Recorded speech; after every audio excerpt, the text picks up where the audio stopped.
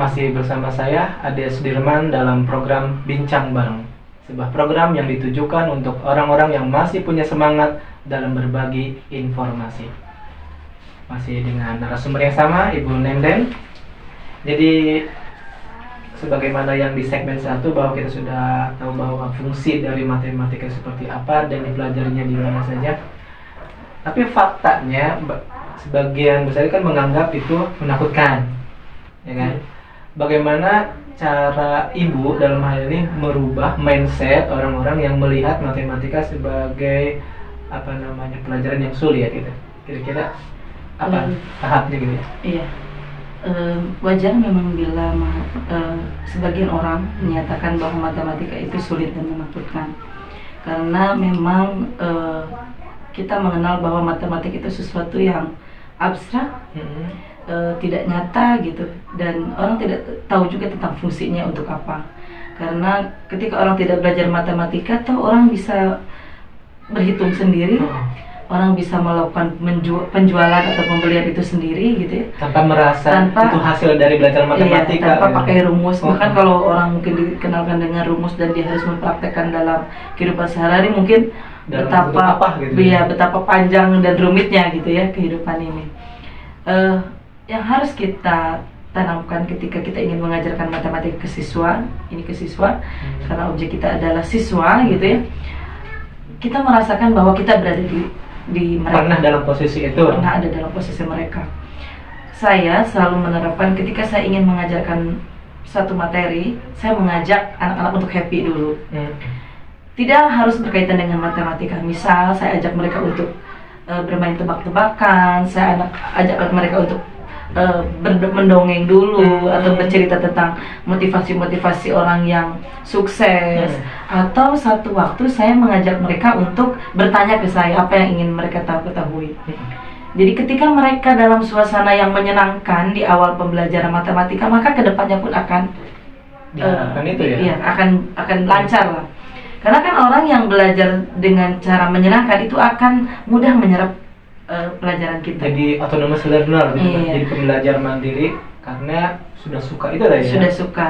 Jadi misalnya hari ini saya akan mengajarkan siswa tentang trigonometri, atau di SMP itu ada yang namanya segitiga lah dulu ya. Sebelum saya masuk ke materi segitiga, saya akan bercerita misalnya tentang satu buah jok, atau misalnya permainan itu yang sudah saya siapkan dari rumah. Jangan sekali-kali kita harus prepare. Jangan sekali-kali misalnya kita mempersiapkan suatu permainan atau suatu metode yang langsung di dalam kelas, tapi kita harus punya persiapan. Jadi memang ketika saya ingin mengajarkan, saya harus benar-benar merencanakan itu. Saya mengajar apa dulu ya? Saya harus bagaimana ya untuk membuat anak-anak ini tertarik dulu. Karena ketika anak-anak dalam posisi yang senang, dan itu tidak membutuhkan waktu yang banyak, 5 menit juga cukup.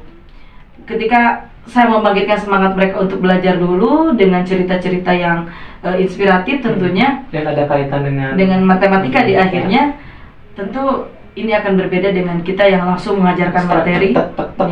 Materi yang kita belajar tentang segitiga hari ini rumusnya itu berbeda dengan hasilnya akan berbeda dengan yang kita ajarkan melalui pertama pendekatan dulu.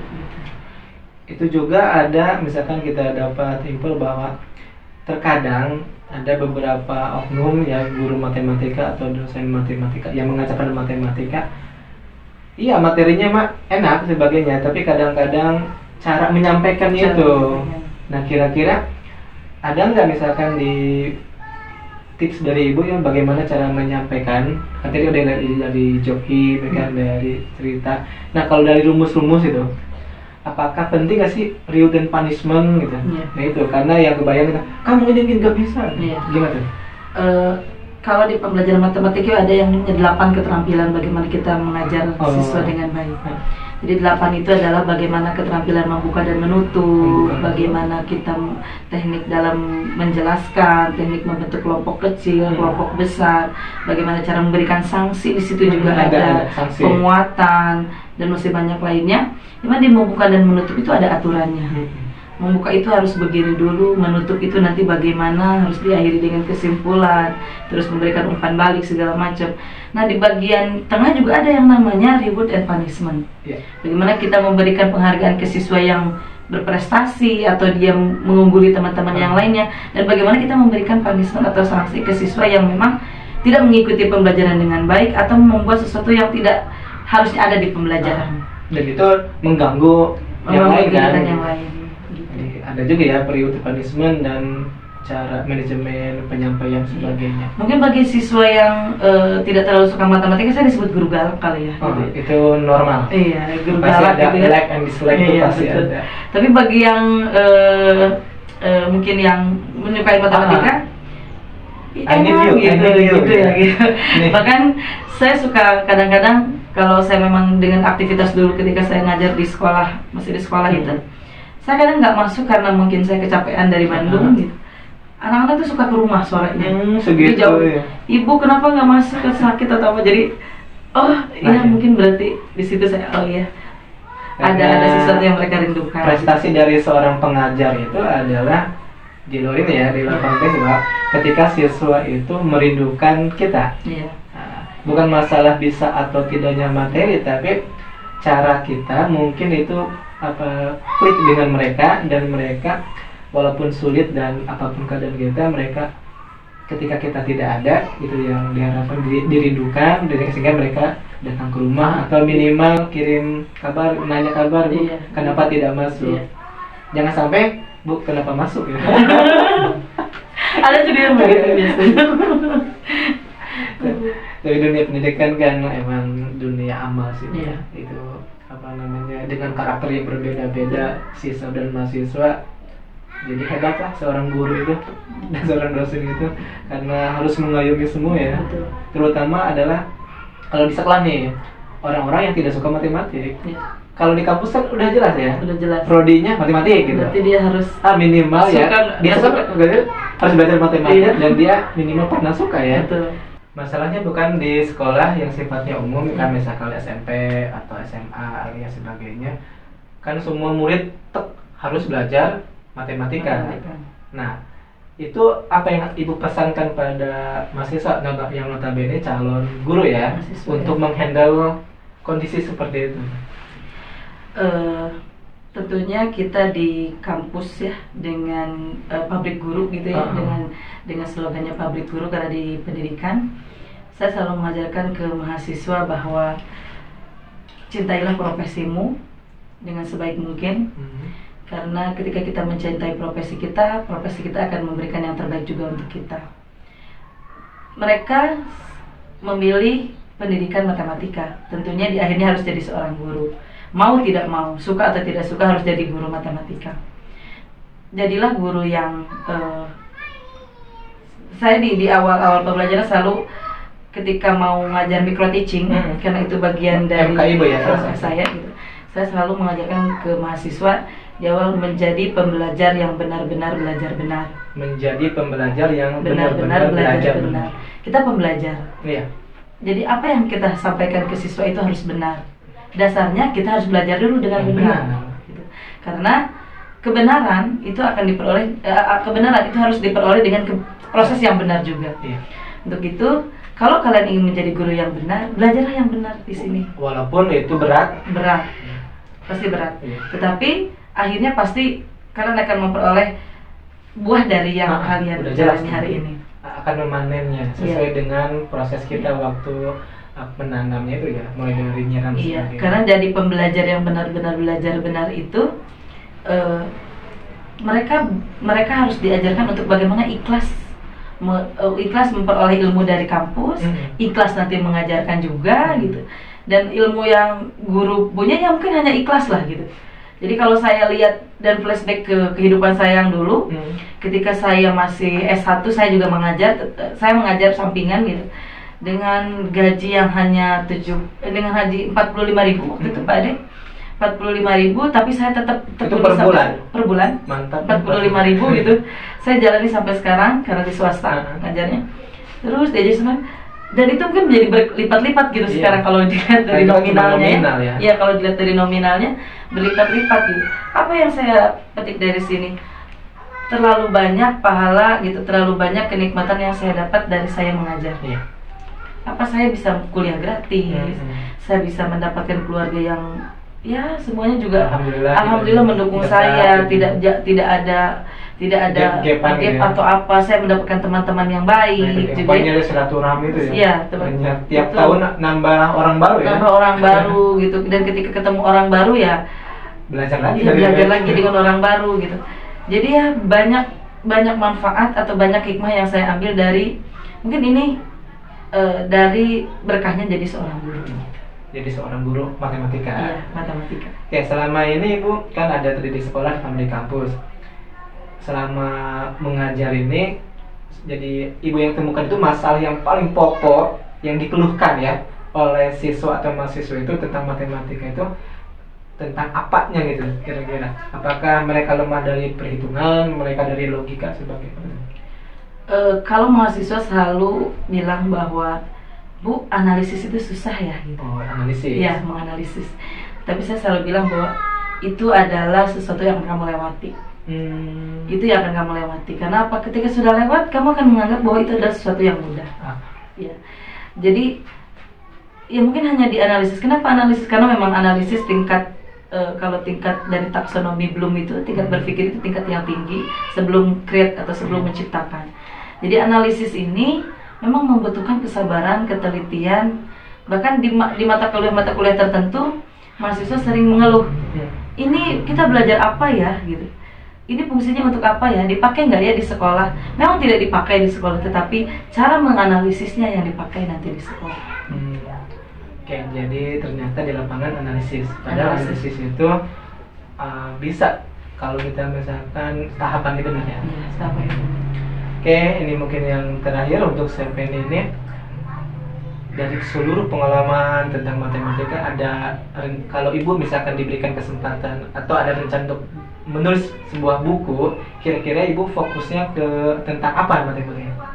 Kalau saya lebih, walaupun saya di pendidikan matematika, saya lebih suka bagaimana cara mengajarkan matematika. Jadi fokusnya how to teach maths gitu ya. Iya, bagaimana cara mengajarkan matematika, karena tadi itu matematika dengan bahasa itu artinya mengajarkan kembali ke siswa, itu jadi suatu yang harus dimiliki oleh semua pembelajar matematika, oleh semua calon guru matematika.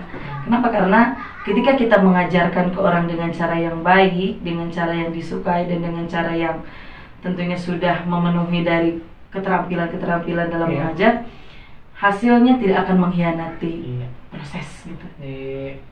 Cara menyampaikan, mungkin fokusnya Ibu tuh bagaimana, karena kan udah ada nih produknya nih, matematika udah ada, mungkin matematika yang lain fokus di sini, nah Ibu menjadi fokus yang lain gitu, how to-nya. Oke, good.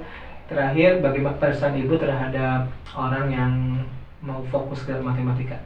Pesan? Gimana? Terutama untuk anak-anak muda ya, bagi sobat Biba di sini. Sobat Biba semua, jangan takut sama matematika. Dan jangan juga pernah merasa bahwa matematika itu merupakan mata pelajaran yang sulit. Karena sesulit apapun matematika adalah ciptaan manusia. Kita akan bisa memecahkannya tentunya dengan cara yang pertama adalah cintai dulu matematika, kenali dulu matematika, nanti insya Allah matematika akan juga mencintai kita. Oke. Baiklah Sobat Biba, itulah tadi bincang bareng kita dengan narasumber tentang matematika dan kita. Tapi sebelum ditutup, seperti biasa di segmen 2 atau segmen akhir di Biba itu ada game, yaitu what and why. Jadi gini burulnya, kami akan mengutarakan satu kata untuk Ibu, apa yang ada dalam benak Ibu tentang kata tersebut, what and why, apa dan kenapa. Siap Bu? Siap. Tapi tenang aja. Jadi tim Biba sudah menghimpun pertanyaannya. Ada satu, kumandang. Rumah saya. Rumah saya, kenapa?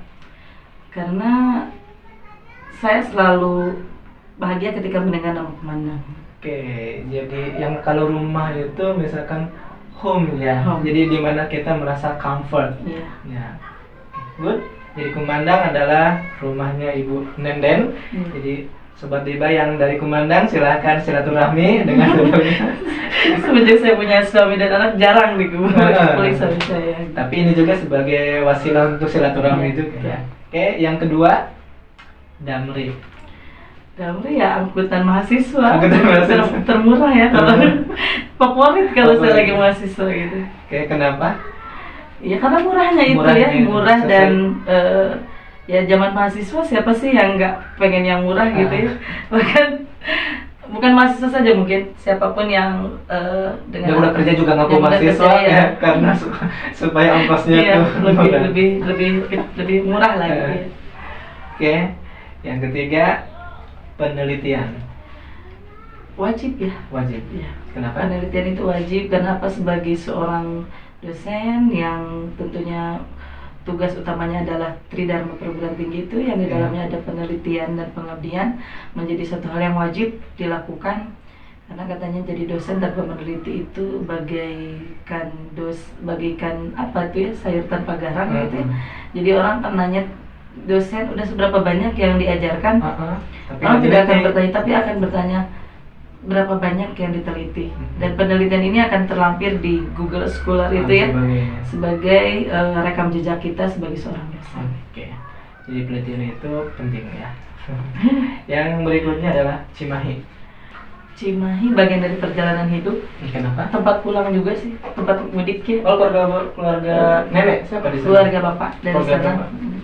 Karena saya punya suami orang Pandeglang. Pandeglang, karena di Kumandang itu orang Pandeglang, jadi kalau mudik ke Cimahi. Oke. Yang kelima suami. Suami apa ya? Kalau suami itu the everything lah gitu ya, paling penting ya. Kenapa? Karena setelah orang tua saya, dialah yang mengerti saya, yang mensupport saya, bahkan saya tidak sungkan bercerita apapun kepada dia gitu ya, apa yang sedang saya rasakan, apa yang sedang saya keluhkan. Dan saya selalu berharap bahwa suami saya ini adalah suami yang Allah tetapkan nanti sampai saya bertemu di akhirat, di surga. Oke, terakhir Biba. Biba program bagus. Kenapa? Kenapa? Karena di sini kita bisa sharing tentang pengalaman kita, tentang apa yang pernah kita kerjakan atau kita laksanakan, dan bisa berbagi dengan yang lain, dan mudah-mudahan kalau yang positifnya bisa diambil oleh sobat Biba yang lain. Karena kita hanya menyampaikan informasi, Iya, bukan share informasi. Baiklah Bu, terima kasih atas sharingnya. Demikian tadi Sobat Biba bincang bareng kita di edisi ketiga ini. Semoga kita menjadi pribadi yang lebih baik. Sampai jumpa di program Biba edisi berikutnya. Assalamualaikum.